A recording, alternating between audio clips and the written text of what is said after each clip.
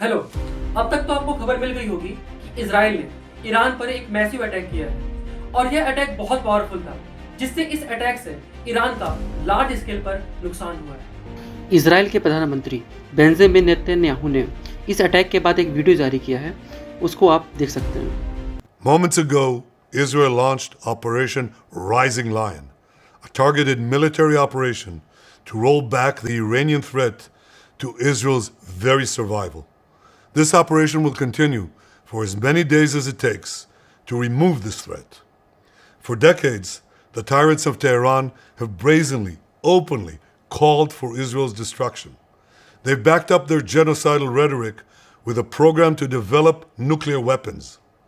In recent years, Iran has produced enough highly enriched uranium for 9 atom bombs. 9.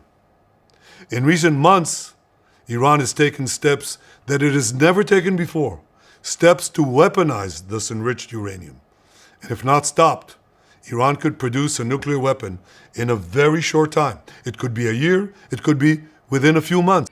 इस video से साफ पता चलता है कि अमेरिका और इजराइल बिल्कुल नहीं चाहते थे कि ईरान एक न्यूक्लियर पावर स्टेट बन जाए, क्योंकि इसके न्यूक्लियर पावर बनने पर दोनों देशों को बहुत खतरा था। इसलिए आपने देखा होगा कि बेंजामिन नेतन्याहू ने इस वीडियो में बोला कि हमने अपनी रक्षा के लिए ईरान पर इस प्रकार का अटैक किया। एक न्यूक्लियर बम बनाने के लिए 90% प्योर यूरेनियम होना जरूरी होता है और ईरान के पास 60% हो चुका था, तो टाइम दूर नहीं था कि ईरान के पास भी एक परमाणु बम होगा, जिसके रिएक्शन में इजराइल ने एक ऑपरेशन लॉन्च किया जिसका नाम ऑपरेशन राइजिंग लायन है।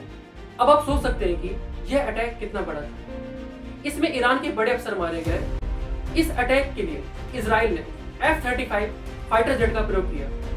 जब अटैक हो रहे थे उस वक्त इजराइल की खुफिया एजेंसी मोसाद ने अंडरग्राउंड लेवल पर अटैक करने शुरू कर दिए। देखिए, इससे पता चलता है कि मोसाद कितनी पावरफुल खुफिया एजेंसी है। अमेरिका ने स्टेटमेंट दिया कि इस हमले में अमेरिका का कोई हाथ नहीं है। ध्यान दें तो अमेरिका के सपोर्ट के बिना इजराइल इतना बड़ा अटैक नहीं करेगा और इस हमले में जरूर अमेरिका का हाथ है और शायद अमेरिका को पहले से पता था कि अटैक होने वाला है।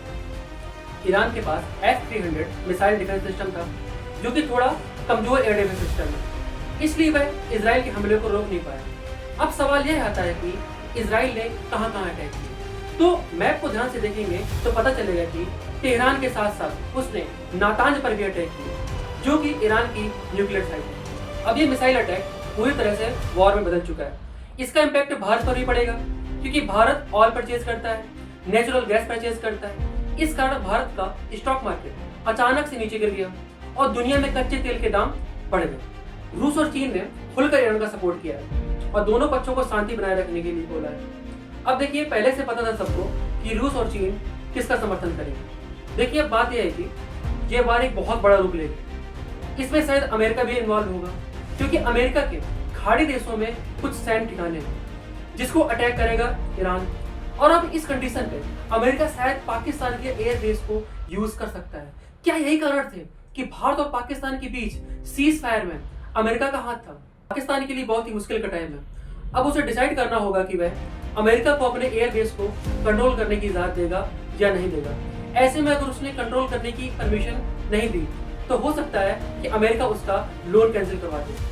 अगर लोन कैंसिल होता है तो पाकिस्तान के लिए बिल्कुल भी अच्छा नहीं होगा, क्योंकि पूरी पाकिस्तान की अर्थव्यवस्था लोन पर ही चलती है। इजराइल ने एक वीडियो जारी किया जिसमें उसने बोला कि डिसाइड बिफोर टू लेट। अब दुनिया के देशों को तय करना होगा कि वह क्या चाहते हैं और अब देखना होगा कि भारत का क्या रुख रहता है। कि इजराइल के अटैक रिस्पॉन्स में ईरान ने 100 ड्रोन अटैक किए हैं। बाकी जो भी डेवलपमेंट होगी उसे लेकर मैं जरूर आऊँगा। Thank you.